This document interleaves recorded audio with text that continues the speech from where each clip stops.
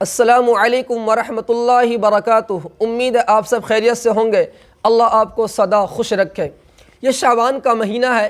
2-4 minute کے اندر میں آپ کو بہت کچھ بتانے والا ہوں جس سے آپ شعبان کے مہینہ کا سب سے زیادہ فائدہ اٹھائیں۔ علماء فرماتے ہیں کہ 15ویں شعبان کا انتظار سے پہلے آپ 11 شعبان سے ہی اپنے آپ کو گناہوں سے بچنا چھوڑ دیں تو آپ کی دعا 11 شعبان سے ہی قبول ہونی شروع ہو جاتی ہے۔ میرے نبی نے فرمایا کہ شعبان شہری و رمضان شہر اللہ، کہ شعبان میرا مہینہ ہے اور رمضان اللہ کا مہینہ ہے۔ نبی کہہ رہے ہیں اپنے امتوں کو کہ شعبان میرا مہینہ ہے۔ اللہ کی قسم، میرے نبی کہہ رہے ہیں اپنی زبانوں سے، اب اندازہ لگائیں کہ نبی والا مہینہ کتنا بابرکت مہینہ ہوگا۔ اس مہینے میں ایک رات آتی ہے جس کو آپ شب برات کہتے ہیں۔ اس رات کی بڑی فضیلت ہے، آپ نے بے شمار لوگوں سے سنی ہوگی، کئی دفعہ آپ نے سنا ہوگا۔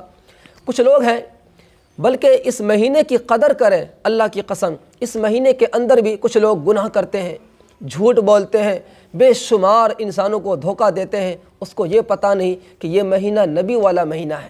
جس نے اس مہینے کے اندر گناہ چھوڑ دیا، جس نے اس مہینے کے اندر نمازیں پڑھنی شروع کر دی، جس نے اس مہینے کے اندر ایک دوسرے کو دھوکہ دینا چھوڑ دیا، صرف اس وجہ سے اتنی نیت کر کے کہ یہ مہینہ میرے نبی والا مہینہ ہے، میرے نبی نے اپنی زبانوں سے کہا، تو اللہ کی قسم ہو سکتا ہے گناہ چھوڑنے کی وجہ سے، نماز پڑھنے کی وجہ سے، ایک دوسرے کو دھوکہ دینے کی وجہ سے، یعنی اس کو چھوڑ دے اس مہینے کی برکت کی وجہ سے، تو اللہ کی قسم ہو سکتا ہے کل قیامت میں، آخرت میں اللہ تعالیٰ اس بات کو بہانہ بنا کے آپ کو اور ہم سب کو بخش دے۔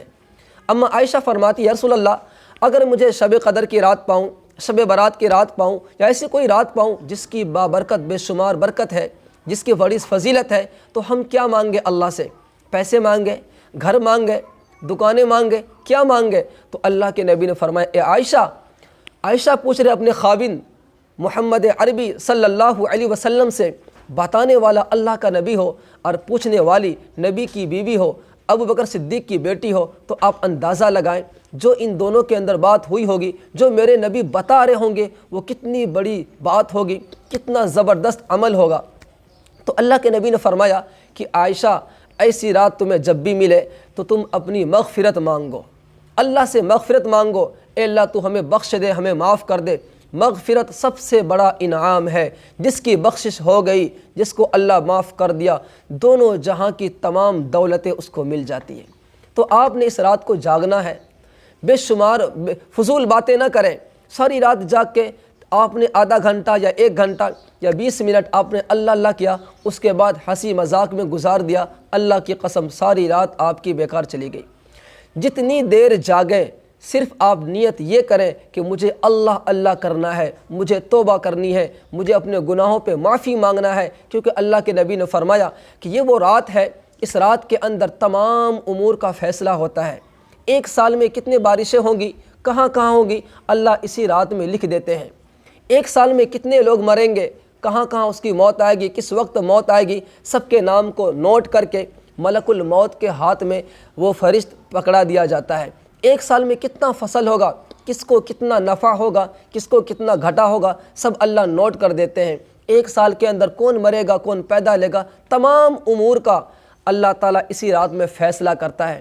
تو اللہ کے نبی نے فرمایا کہ میں چاہتا ہوں کہ اس رات کو خوب عبادت کروں، سر سجدے میں جھکا کے رویا کروں، تاکہ اگر میرا نام ملک الموت کے فہرست میں لکھا جائے تو اس حال میں لکھا جائے کہ میرا سر سجدے میں ہو، اور اگلے دن کا روزہ رکھیں۔ بے شمار فائدے ہیں۔